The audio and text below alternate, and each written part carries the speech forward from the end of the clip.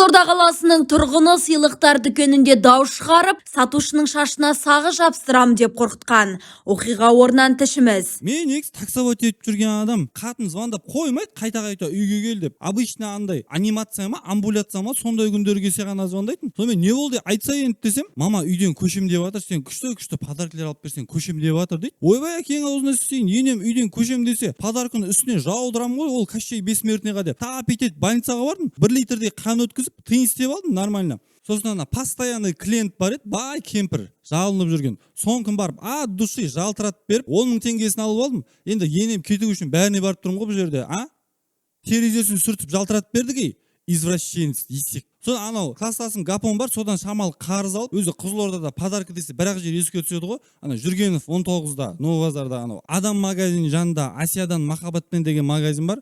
Соған барып, в общем, фен, бояулар, аяқ киім, көйлектер, сувенир, духи, анау Кощей өмірі жоламай кетсін деп, сумка, дорожный сумка, сағат, білезік, в общем, бәрін алып барсам, ана яптыгідік қарама-қарсы квартираны сатып алыпты, пенсиясын жинап, аферист дедім да, бетіне былш еткізіп түкірдім да, мына заттардың бәрін қайтып алып келсем, миымда ашып тұр ғой, мына бір келшек. Қарындас, мына заттарын қайтып ал, маған вишневый сок алуым керекпін мен. Таксист ағайды барлығымыз білеміз. Бүкіл ұнатқан заттарын түсіріп беріп жүрген болатынбыз. Неге возврат жасағысы келгенін басында түсінген жоқпыз. Сөйтсек, ол кісіге товар емес, ол кісінің енесі ұнамайды екен. Енді жаңа жылдың алдында барлық қызылордалықтарды біздің дүкенімізге шақырамыз. Керемет жеңілдіктер, ең күшті таңдаулы сыйлықтарды біздің дүкенімізден таба аласыздар. Светлана Сюрпризова, Айнұр Сыйлықова, ПТК арнасы.